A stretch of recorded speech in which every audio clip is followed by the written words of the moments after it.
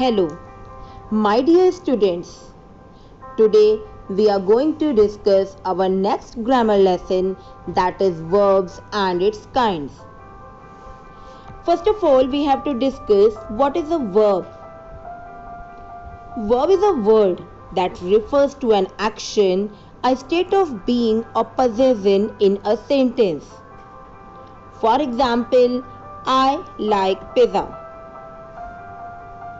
Now, let's discuss transitive and intransitive verb. So, first of all, we will discuss transitive verbs. Transitive verbs.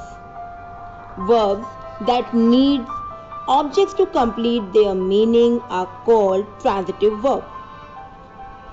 In such sentences, without object, we cannot get complete meaning of the sentence. For example, if I say we finished, students, are you able to get complete meaning of this sentence? Your answer would be no. Now, if I say we finished assignment, this time you can understand the meaning of the given sentence, as it requires object to give complete meaning. So, here finished is a transitive verb. Now, come to the next, that is intransitive verb. Intransitive verb. A verb that does not require an object to complete its meaning is called an intransitive verb. For example, the temperature is rising. Here, rising is an intransitive verb, as there is no need of object to complete the meaning of the sentence. Now I am going to explain our next topic, that is complement. So, complement is a word that completes the meaning of a verb. So, we can say here that complement is a word that is used to complete an incomplete sentence. For example, the sky is dark. Dark is here complement. Why? Because if I say the sky is, you can't get the complete meaning of the sentence. So, when we use dark, the sentence is completed and it gives meaning to an incomplete sentence. In the same way, the baby seems, can't get the answer.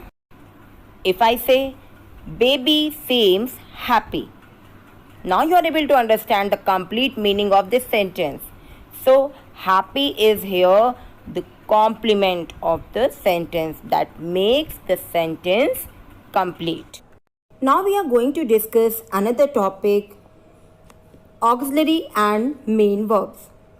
Verbs are either main verb or auxiliary verb. Main verbs are called full verbs because they can occur independently in a sentence. Main verbs can be either transitive or intransitive. Transitive and intransitive verb I discussed in my previous video. Now, come to the helping verb. Helping verb, or you can say auxiliary verb. They cannot occur independently without a main verb following them.